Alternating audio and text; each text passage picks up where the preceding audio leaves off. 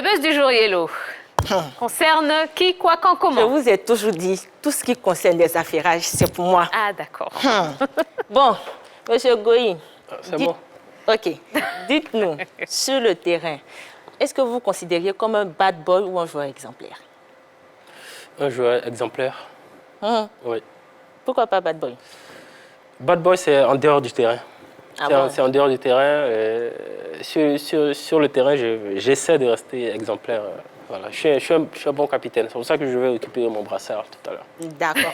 Alors, vous l'aurez compris, aujourd'hui, on parle des bad boys dans le football en général. Ah oui, effectivement, c'est vrai, il y avait beaucoup d'affaires qu'on avait un petit peu oubliées, mais il y a beaucoup de bad boys finalement hein, dans le football, Yellow.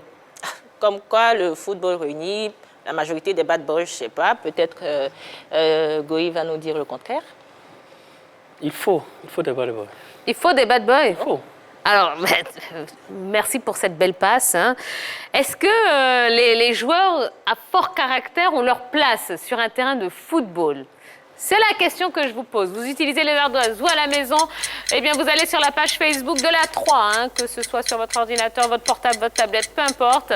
Et vous répondez également à cette question. Est-ce que les joueurs à fort caractère ont leur place dans le football? Oui ou non?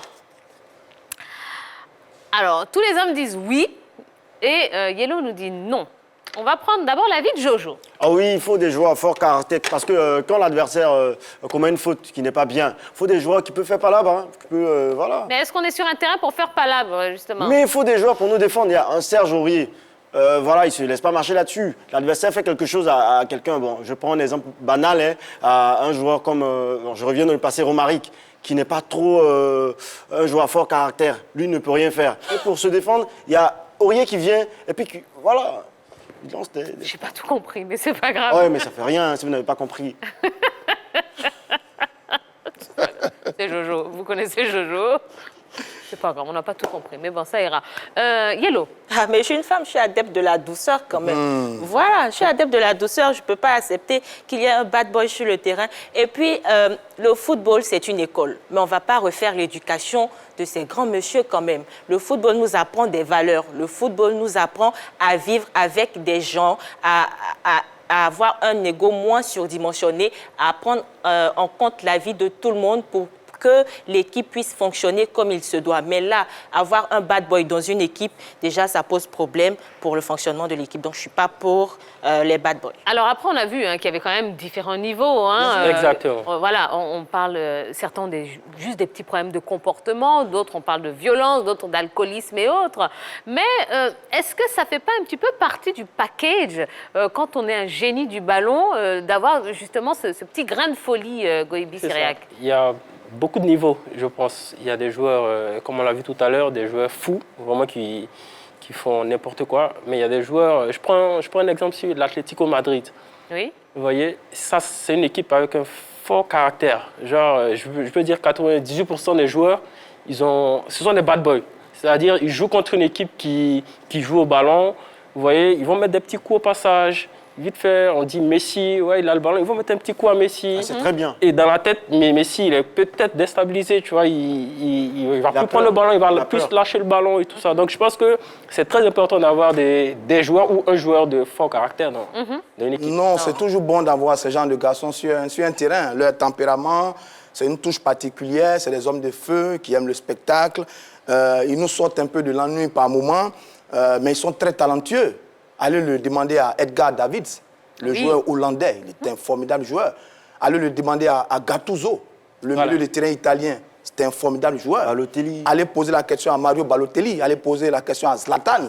Oui. Même Pepe, le défenseur, je crois, portugais. Oui. Mais c'était des formidables joueurs. On avait le sentiment que leur talent sort, ou bien sortent de leur comportement. Si vous les confinez, ils ne peuvent plus. Mais c'était des joueurs formidables. Mais il n'y a pas que le football. Prenez par exemple Dennis Rodman au basketball. Ah oui. C'est l'un des meilleurs défenseurs au basketball américain de tous les temps. Mais c'était un vrai bad boy, Dennis Rodman. Si vous prenez Mike Tyson, le boxeur américain, c'était un bad boy, mais c'est peut-être l'un des poids lourds, l'un des meilleurs poids lourds de tous les temps. Donc c'est leur ADN, c'est ça qui fait leur qualité. Et on a souvent besoin d'eux dans le sport. C'est très bon. On a beaucoup de réactions hein, sur la page Facebook, Jojo. Ah oui, on a Pierre Siloué qui dit « Oui, on a besoin des bad boys car ils ont une influence très positive sur le jeu et l'état d'esprit de leur équipe. Et c'est sur ce genre de joueurs que certains coachs s'appuient pour mieux faire passer leur message. » Alors justement, quand on est entraîneur, comment on fait pour gérer ce genre de personnage, Goïbi Syriac? C'est compliqué, c'est compliqué. Moi, j'ai connu, bon, ça dépend aussi des entraîneurs. Moi, j'ai connu des entraîneurs et j'ai connu des bad boys dans mon équipe. Et les entraîneurs, ils n'en pouvaient plus. Ils n'en pouvaient plus, ils n'arrivaient pas à les gérer parce que c'est des mecs tout le temps qui boudent, qui râlent, qui mettent des coups à l'entraînement. Mais en même temps, l'envers du décor montre que sur le terrain, c'est le premier à courir vers la bite pour dire que ouais, tu ne devais pas mettre un carton jaune et tout ça, tu vois. Donc, gérer ce genre de joueur, je pense que ça dépend aussi du tempérament de l'entraîneur. Alors, comme on se dit tout hein, sur le plateau de la Grande Team, vous parlez de qui et c'était dans quel club ça? C'était à Anderlecht. Il y avait un joueur qu'on appelait Vandenborg, Anthony Vandenborg. Ok. Le mec, je vous prends un exemple très simple. Donc, on joue contre Arsenal à Arsenal. On est mené 3-0 en Champions League et il y a un penalty. Lui, il est latéral droit et le penalty, c'est pas lui qui le tire. Donc, il y a penalty. Lui, il est au poste de latéral droit. Il fait un sprint de 100 mètres pour aller récupérer le ballon et mettre le penalty. Mais finalement, il marque le penalty. Ouais. Mais ça, il y a des joueurs qui ne peuvent pas le faire. Oui. Ils restent dans leur coin. Même s'ils savent tirer le penalty, ils ne vont pas le faire. Mais ça, je peux dire que c'est un exemple, en fait. Normalement, après, il s'est embrouillé avec l'entraîneur. Mais bon, après, voilà, il a mis le penalty. Moi, ça m'étonne que notre invité déjà opte pour les bad boys parce que, bêtement, l'adversaire peut vous coller une blessure et vous laisser à la maison. Non, mais je vous dis que ces bad boys-là, c'est des mecs qui ne se blessent pas souvent. Parce que ils peuvent vous blesser. Non, mais c'est eux qui vont vers l'adversaire mettre des coups. Hein. Après, la plupart du temps. Quand on parle de bad boy, on ne parle pas forcément de quelqu'un qui est agressif. Oui, mais il y a aussi le caractère. C'est un art de vivre. C'est aussi un point, c'est aussi... Voilà. Tout à fait. Ce sont aussi les tatouages. Quand on vous regarde, Monsieur Goïbi Syriac. Mais ça, c'est en dehors du terrain. Moi, est-ce que ça ne révèle pas peut-être votre petit côté bad boy, tous ces tatouages? Oui, très caché. Pourquoi faire autant de tatouages? Pourquoi? Parce que j'ai mis ça déjà quand j'étais tout petit. Avec les kappas. Ouais, tu vois, les kappas, des petits traits et tout ça. Ouais, ça c'était les kappas pour faire par là, mais après. Donc j'ai aimé, j'ai commencé par un petit tatouage sur la cuisse. Et après j'ai aimé, il y a un petit côté douleur, mais en même temps. C'est la douleur que vous aimez? Un peu, ouais, c'est kiffant. Bon. Est-ce que vous faites des tatouages pour passer des messages? Ouais, il y a plein de messages en fait sur les tatouages que vous voyez. Par exemple, ça, c'est quoi? Ça c'est une croix. Ça, c'est une croix et après, je crois en Dieu.